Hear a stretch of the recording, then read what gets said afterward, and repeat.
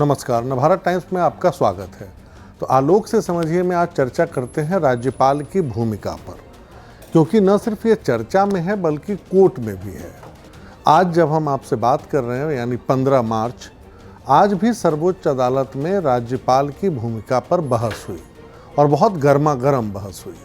मामला महाराष्ट्र का था, याचिका उद्धव ठाकरे की, और मुद्दा था एकनाथ शिंदे को सीएम पद की शपथ दिलाने का।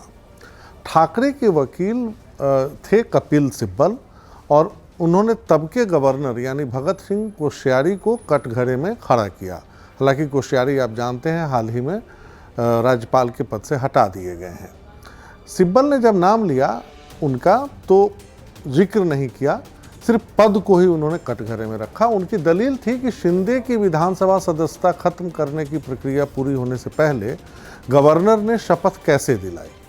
बहरहाल देश की सर्वोच्च अदालत राज्यपाल के फैसलों को पलटती रही है। ऐसा पहली बार नहीं होगा, अगर ऐसा होता है तो पहले के फैसले ऐसे हैं जिसे पलटा जा चुका है। और कब ऐसे वाक़ये हुए? जब सरकार गिराने और बनाने के दावों के दौरान राज्यपाल ने कुछ ऐसे फैसले लिए जिसे सुप्रीम कोर्ट ने सही नहीं माना। संविधान के अनुच्छेद 159 के मुताबिक राज्यपाल हमारे संविधान के संरक्षक हैं, लेकिन होता क्या है प्रैक्टिकल अगर देखें तो वो जिस सरकार की सिफारिश पर राष्ट्रपति के प्रसाद पर्यंत नियुक्त होते हैं उसी के सिपहसालार बन जाते हैं। संविधान संरक्षक से इतर सत्ता की सियासत का मुंह ताक रहे राज्यपालों को सुप्रीम कोर्ट ने पिछले 10 वर्षों में लगातार आईना दिखाया है। एक बार दो बार नहीं, कई बार। 2016 में हरीश रावत वाला प्रकरण आपको याद होगा, जिनको सत्ता से हटा दिया गया। कुछ हुए फैसले कि उनके पास बहुमत नहीं है और उसका जो तरीका था बहुमत साबित करने का वो गलत था और सुप्रीम कोर्ट ने उनको दोबारा सीएम बनाया। 2018 में कर्नाटक का रुख कीजिए, राज्यपाल वजुभाई बाला ने येदियुरप्पा को सीएम पद की शपथ दिलाई। बहुमत साबित करने के लिए 15 दिनों का टाइम दिया, जबकि उनके पास बहुमत था नहीं। सुप्रीम कोर्ट ने सख्त टिप्पणी करते हुए 24 घंटे के भीतर फ्लोर टेस्ट कराने का आदेश दिया। येदियुरप्पा के साथ क्या हुआ? वो आते हैं सदन में और भाषण देकर इस्तीफा दे देते हैं, क्योंकि उनको पता था बहुमत उनके पास नहीं है। यानी 15 दिनों में जो खेल होता उस खेल को सुप्रीम कोर्ट ने रोक लिया।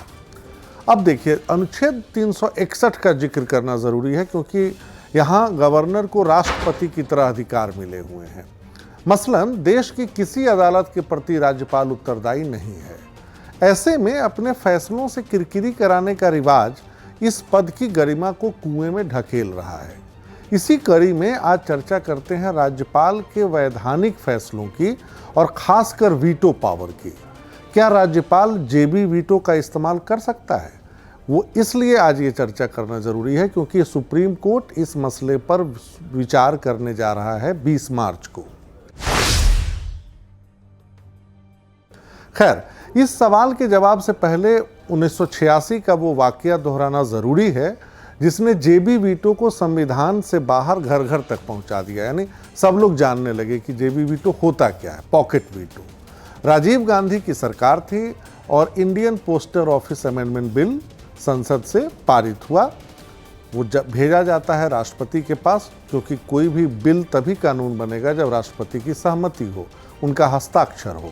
लेकिन राष्ट्रपति यानी जैल सिंह ने पॉकेट वीटो का इस्तेमाल करते हुए इस पर कोई फैसला ही नहीं किया। मतलब न बिल पे हस्ताक्षर किए, न लौटाया, अपने पास जेबी में रख लिया। और ये बिल कभी कानून नहीं बन सका। 1989 में राजीव गांधी की सरकार चली गई, वीपी सिंह की सरकार बनी। था क्या? तो इस कानून में लोगों की बातचीत, पत्राचार को सर्विलांस के दायरे में, यानी सरकारी अधिकारी आपके पत्राचार को देख सकते हैं, उसके दायरे में लाया गया। लिहाजा निजता का अधिकार खतरे में था और संविधान के संरक्षक ने अपना धर्म निभाया। लेकिन ये एक पहलू है जो सकारात्मक पहलू है। क्या अब ऐसा हो रहा है? और क्या राज्यपाल को भी जेबी वीटो का अधिकार है, पॉकेट वीटो का? ये सवाल आज देश के कई कोनों से उठ रहे हैं।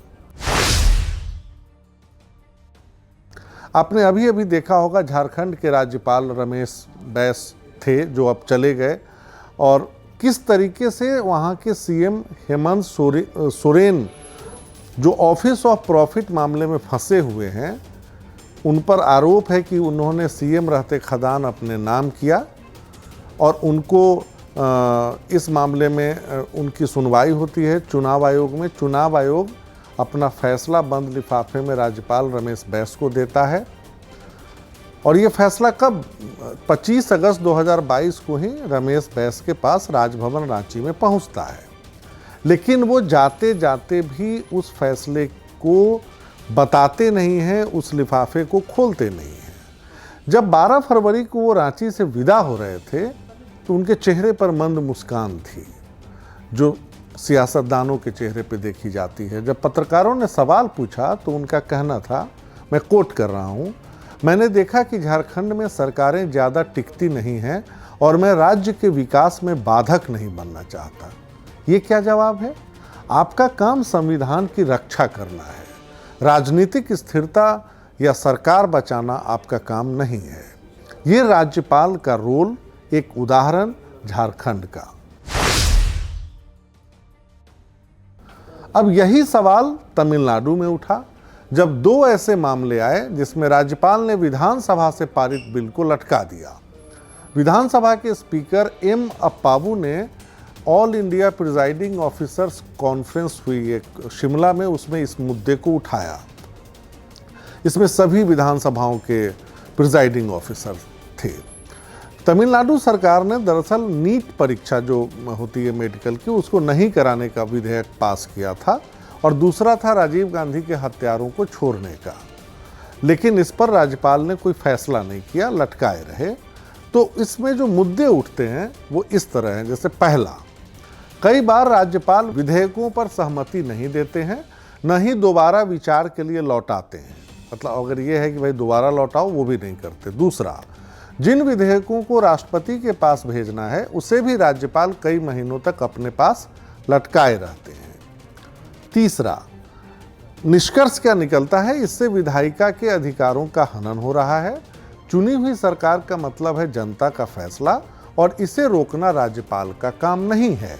ये कई बार जो विधानसभाओं के स्पीकर्स हैं, अध्यक्ष हैं, उनकी तरफ से आ चुका है क्योंकि विधायी प्रक्रिया में उनकी भूमिका अहम होती है। और एक मामले में तो गवर्नर को सुप्रीम कोर्ट से फटकार भी लग चुकी है। ये पॉकेट वीटो या जेबी वीटो का जो इस्तेमाल होता है उसको लेकर मैं बता रहा हूँ।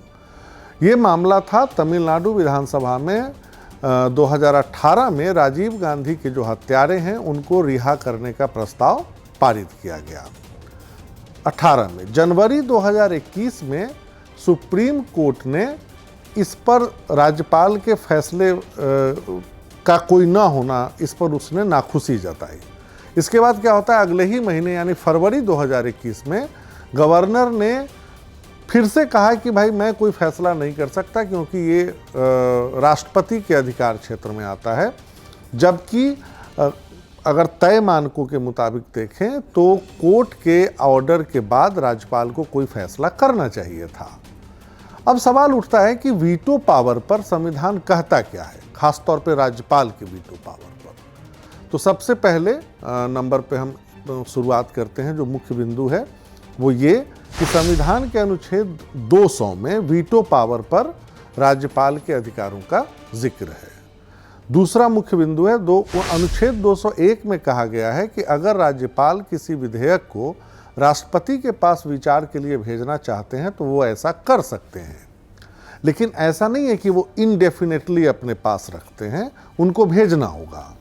तीसरा, राज्यपाल के पास धन विधेयक को छोड़कर बाकी विधेयकों पर वीटो पावर है, लेकिन पॉकेट या जेबी वीटो का अधिकार नहीं है।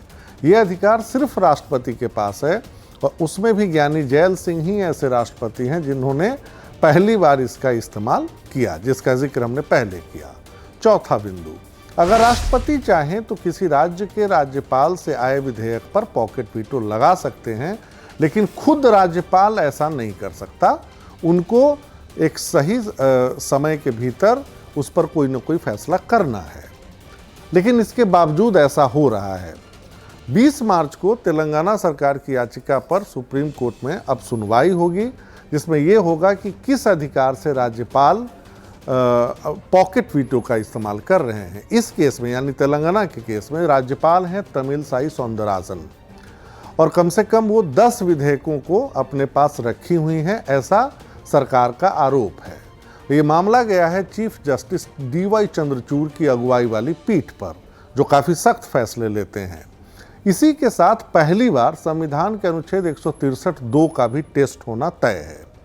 इसमें क्या है, 163(2) में है राज्यपाल के विवेकाधिकार से लिए गए किसी फैसले को चुनौती नहीं दी जा सकती और उनका फैसला अंतिम माना जाएगा। लेकिन नए फैसलों से राज्यपाल ने खुद ही अपने लिए सवाल उठाए हैं और अब हमको तैयार रहना है ये देखने का कि सुप्रीम कोर्ट राज्यपाल की भूमिका की समीक्षा कैसे करता है। तो देखते हैं आगे क्या होता है। आगे के लिए इंतज़ार कीजिए शुक्रवार का। तब तक के लिए नमस्कार।